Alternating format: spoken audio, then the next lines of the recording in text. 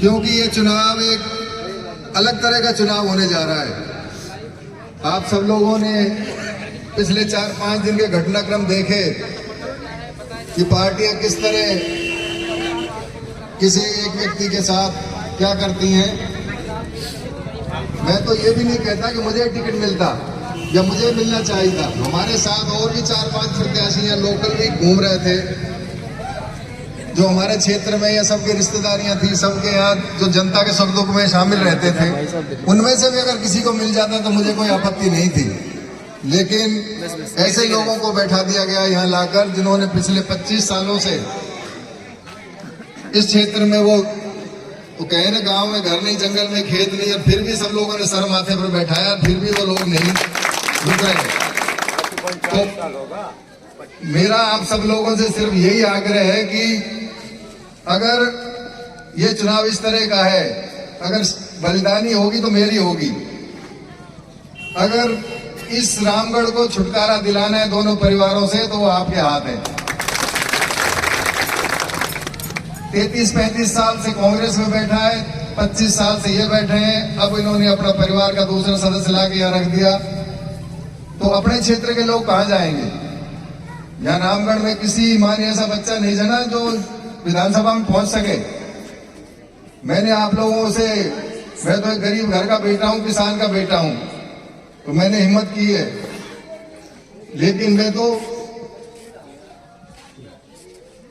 सुमंत भाई जिंदाबाद करो भाई। अगर ऊंच नीच होती तो अपने घर बैठ जाऊंगा, लेकिन करो भाई साहब। भाई सुखवंत जिंदाबाद, भाई सुखवंत जिंदाबाद। अरे आप तो मस्त रहो, कोई दिक्कत नहीं, किसी प्रकार की दिक्कत नहीं आने देंगे। लेकिन क्षेत्र का कोई भी व्यक्ति हिम्मत नहीं कर पाएगा, फिर ऐसे ही लोग आएंगे और लड़के जाते रहेंगे। तो मेरा सब लोगों से यही कहना है कि हाथ जोड़ के, ये आपका चुनाव है, जनता का चुनाव है, आप अपने हाथ में लेके इस चुनाव को लड़ें और इन पार्टियों को भी सबक सिखाएं, वो मजबूर हो जाएं हमारे यहाँ के लोगों को टिकट देने के लिए। 15 साल एक विधायक रहा, 13 साल जुबेर जी रहे, 5 साल उसकी पत्नी रही, 15, 18 और 15, 33 साल में पूरे क्षेत्र में अब नजर दौड़ाइए। रेलवे फाटक की एक पुलिया नहीं बनी इनसे, 2-2 घंटे हमको जामों में खड़ा रहना पड़ता है। एक कोई इनका पूरे विधानसभा में एक कमरा बता दो इन्होंने कहीं बनाया हो फिर रहने के लिए। जयपुर आ जाओ, दिल्ली आ जाओ, अलवर आ जाओ, क्यों जाए जनता वहां? इस तरह का सारे आप आसपास के क्षेत्रों में देखो, सब लोकल लोग चुनाव लड़ रहे हैं, सभी वहीं के विधायक बनते हैं। यहाँ मैं आप सब लोगों को 10-5 हजार लोगों को तो उंगलियों पे जानता हूँ। अब कभी भी मुझे मेरे घर में कहीं आपको किसी को पूछने की जरूरत नहीं है कि सुखवंत है कि नहीं। मैं तो विधायक बन जाऊंगा तब भी ऐसे रहूंगा और हट जाऊंगा तब भी ऐसा रहूंगा। क्षेत्र की जनता है, आप सबका ही मैं पारिवारिक सदस्य हूँ। आप सब लोग इस मुश्किल घड़ी में मेरे साथ खड़े हो, मेरी हिम्मत हो। मैं तो इतना ही कहना चाहता हूँ कि इस चुनाव को 25 तारीख तक इसी तरह बनाए रखना।